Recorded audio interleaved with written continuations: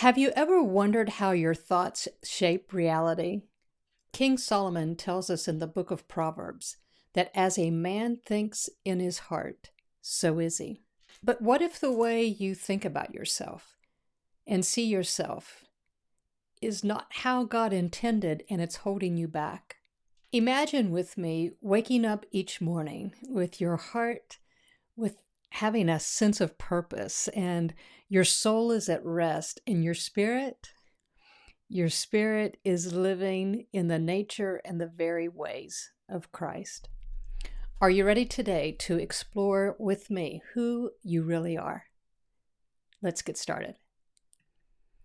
Who Are You Really is the title of my third chapter in the book of the Power of Heart Conversations, because unless we really come to gain clarity on how we see ourselves, how we see our identity, it's going to be a real struggle to change some of the things and allow the Lord to transform some of the areas in our life if we have such a strong identity, especially in the way of negativity and limiting beliefs. And we're going to dive into that in this chapter today. So, who are you really? Is a question that I want us to pause and think and ask ourselves. How do I really see myself? What kind of language, what kind of heart conversations do I have with myself? There was a story that I read years ago. I don't remember what book it was in, but it was a story that really stood out to me. And this guy was evidently in leadership. He was overseeing people. He had a lot of managerial responsibilities, and he was burning out. He was burned out. And he went to one of his mentors for advice, and he says, "What should I do?" And he said, he wrote him out almost like a doctor would write out a prescription. He said, "I want you to simply go to a room and be with yourself for 3 days. I don't want you to do anything. I don't want you working. I don't want you to do anything but just be with yourself for 3 days." So he took the script, the prescription, and I think he went into kind of like an office or study, and he was with himself,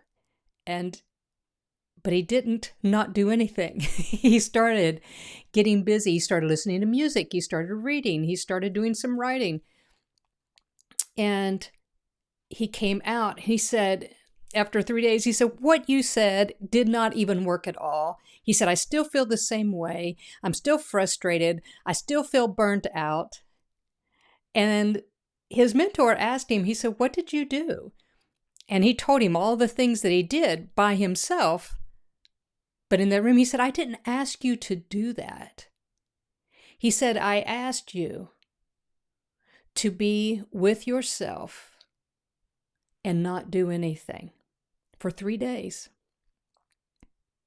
The man responded and he said, "I could never do that." He said, "I don't like what I see when I see myself. I can't stand to be myself." And his mentor said, "And that's the very person you take into the world, and that's the very person that everybody else gets to encounter." That story stood out to me, and it's a very, very powerful truth that we may or may not realize. But how we see ourselves and how we carry ourselves, that is what other people get to experience in our lives. I love this proverb. We opened with it in this video. It is so powerful and such wisdom. But really slowly take a look at this. As a man thinks in his heart. If you remember in our previous videos, we were talking about the heart, that seat of the will and the emotions, and even our intellect. that subconscious area that drives all of our behavior and motivates. All of our motivators are right in here, whether we realize them or not. And Solomon is saying, as we think in this deep place in us, as we think in our heart, so is he. That is how we are going to present ourselves. They cannot be separated. We might be able to mask it a little bit. We might be able to fool some people sometimes, but this right here, at any given moment, is how you will be expressing yourself at any given time. I went back to this image of this young woman looking at herself in the mirror. This could be any of us. And we see a reflection of how we think we are, how we see ourselves. And just like the man that did not want to be with himself because he couldn't stand to be with himself, that's the very self that everybody gets. And this is one of the points that I really want to drive home here, is that how we see ourselves is how we carry ourselves to others, and how we carry ourselves into what we feel like we're capable of, how we interact with others, how we interact with ourselves, how we interact with God. It's true, you might be able to fool somebody sometime, but you always live with you. You know your heart conversations. You know when you feel good, and you know when you're starting to feel really bad. Let's take a look and see how Christ sees us. And I'm taking a few things from the book of John. Book of John in chapter 17, Jesus is actually praying for us. And he pulls out some really powerful things as he prays. One, he says that his glory is given to us. Yes, he says, and I'm going to say it again, that the glory that he had, he said, I'm going to give it to them. I'm going to pass it on to them. And he also said that I want to live life with you. I was thinking about this picture, the extended hand. It can mean so many things. But just pause with me for a moment. Look at this invitation. Look at this invitation of life. What does it say to you?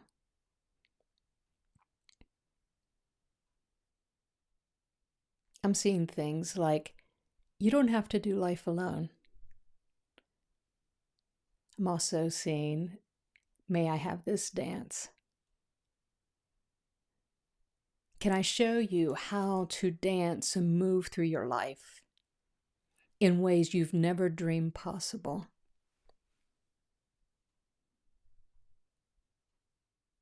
It could be a hand that's saying, okay, it's time to stand up. It's time to stop feeling sorry for yourself. Stand up. Join me. Be with me. You've tried too much and too hard and too long on your own. I'm not going anywhere. I'm here.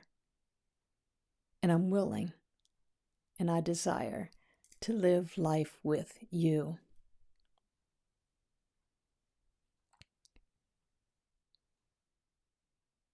The hand, the extension. I'm purposefully, I'll get it out here in a minute, I'm purposefully pausing. Even pause the video if this is really speaking to you. Take a moment. Ask the Lord, what are you inviting me to? What are you extending to me? And see what he speaks in your heart.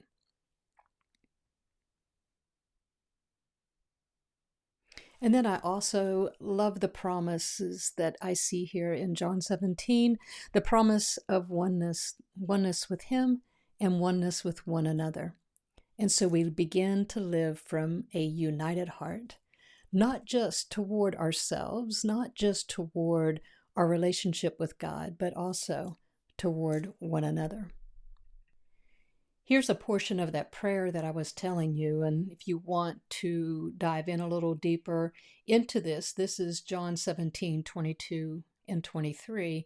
And Jesus prays and says that He has given us the glory that the Father had given Him, that we may know that we are one. When I began to invest some time and really chew on this prayer of Jesus over the years, I began to envision what a life yielded to this prayer. Like, if we really believe that Jesus meant what He prayed and that He believes that it could be a reality in our lives, what if we just said yes? What if we had this resounding yes, a life that was yielded to the truth of this prayer? How would that transform our lives? Wouldn't all of these divisions I put in our hearts, but these divisions in our hearts and minds, right? And our lives would no longer be reasoned away. We wouldn't just say, well, this is just who I am. I've always been this way. This is my diagnosis. This is this. If that didn't happen, I wouldn't be this way. My invitation and the Lord's invitation is to come up higher. While all of that may sound reasonable, and there's a way that seems right to us that is so reasonable, the invitation is still to come up higher. Okay, let's take a look here. When we think about our identity, what are we? Are we just a body? Are we just a bundle of emotions and thoughts? Are we spirit and life? Are we all three? And how do they work together? And which part of us is to dominate? Which part is to take the lead? Let's look into this just a moment. I have heard for years and years and years throughout different church circles that we are a spirit, we have a soul, and we live in a body. And I thought, wow, this is okay. I can get a hold of that. I believe that. I believe that Jesus represented that as well. I could see it in His life, so I can see this. But what I did not see in my life and in many others is that the Spirit was taking the lead. And I truly believe that that's because we haven't really known who we are. We haven't known or really thought about or even believed. I guess it's more than just think about, but really believe that we have a spiritual essence that transcends, that goes beyond the conditioning of our soul, that goes beyond the conditioning of our body. And I bring this out in chapter 3, that while even if you come to agree with me that, yes, I can see, Tanya, how we have all three, then I pose the question and I invite us to think about this in the way of identity is, what part is leading? For example, I might have high standards with my work ethic and integrity. Not that I would never make a mistake, but when I do, I clean them up when I know about them and things like that. So that might be an area where my spirit is leading and having that dominion, that rule and reign over my soul and over my body. Now, another area of my life, such as food, may have more of a soulish leadership role in my life, right? And it begins to dictate what it wants, when it wants, depending on how my mood is. Then also there are times that the body does that too, because the body just gets programmed and the body says, oh, it's 8 o'clock. It's time to eat. Oh, you're sitting down and watch a movie? Okay, this is where we usually get popcorn and something else. So the body can also be programmed to take the lead. And the invitation that I'm inviting us to as we think about and we ponder this concept of identity is, if we agree that we are made up of all three, what did God design to be the part of us that has that place of dominion? I truly believe that if we go back to Genesis 1:26 and 27, we will see that he created us in his image and likeness first, and that is spirit and life. So I'm suggesting to you, I'm proposing to you that our origin and that the part of us that is to have dominion is that Spirit of God that's within us, that is one with his heart and one with his ways. And then the invitation is to learn how to yield that soul. I love this picture. You like this? I love this picture of the soul. And of course, you can add so many more. But this is the expressive. This is the experiential. This is the different emotional makeup of our lives. And then our body. Our body. Be honest for a moment. How good does it feel to you? How good does it feel when you make a decision in your mind to do a certain thing that is life-giving, and then you walk past, we'll just use food again for an example. You make a decision you're going to eat healthy today. Today is the day. And you walk past something that's very, very tempting. You didn't know it was going to be there. Maybe somebody brought home some food that you just absolutely love. But today you knew that I'm not going to eat that kind of stuff. But it's very, very tempting. And the body starts drawing toward that because it's like, oh, the body can already taste it. The body knows that it's a food that, hey, we eat this. It hadn't caught up with the new script yet, right? So sometimes our body, I know, let me go back, and here we go. Let me go back to my question. How empowering does it feel? How good does it feel when that body overrides what you really want to do? Too often, don't we feel defeated? Don't we get discouraged? Sometimes even say frustrating things to ourselves, mean things to ourselves. I truly believe that all three parts exist, and God is teaching us, and he wants to show us how to allow the Spirit of God, that glory that Jesus promised that we have, that he's given to us, to allow that part to rule and reign. I've given a couple of references to the Power of Heart Conversations where expounding on some concepts that are in the book. So this is a great addition to the book. It gives you an idea of some of the contents that I'm exploring in there. But if you didn't know it, the book is available on Amazon, both in digital and in paperback. It's an easy read. I share some of my own personal story in there as well. So if you are so inclined and this speaks to you, grab you a copy, and it'll be a great great resource for you to go along with the video here.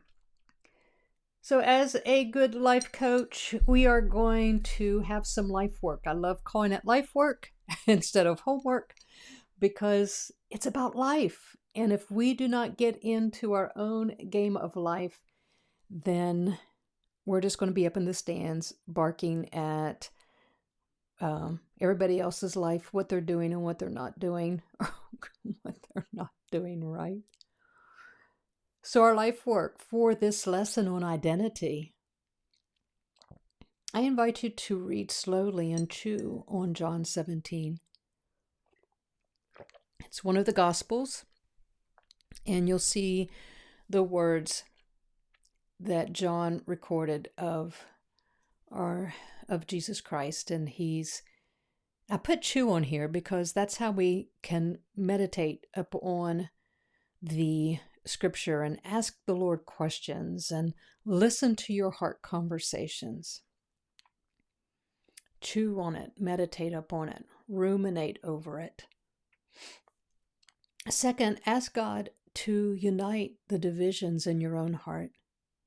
Are you seeing divisions where your spirit is not leading your life, where your soul is leading your life, and then you're adding conversations to that strengthen your soul or your body taking the lead? Ask Him to unite these divisions. Thirdly, pay attention to when your body or soul tries to take the lead. And I kind of just mentioned that without realizing it was there. Fourth, surrender. So if you see one of these areas and it's like, wow, okay, yep, I can see it now, surrender it. Surrender that moment. Surrender that urge. Surrender, let it go. And remember that the glory of God is your truest essence. Be a student. Be open to learn a higher way to live. Guys, until we slow down and start chewing on a perspective about ourselves that we may not have ever thought about or come to believe. It's difficult to replace something if you don't believe that there's something deeper than what's covering up the truth of who you really are. Why would we let that go? But if you begin to believe that there is something deeper, in you, then wouldn't that make it easier to let it go? I believe it would. So there are some thoughts to ponder and to think about as we dive into this subject on identity. Spirit, soul, body. All right? That's what I have for you today. I hope you're liking this series on the power of heart conversations, and we have some more to talk about in our next chapter. Stay tuned. See you in the next video. Bye-bye.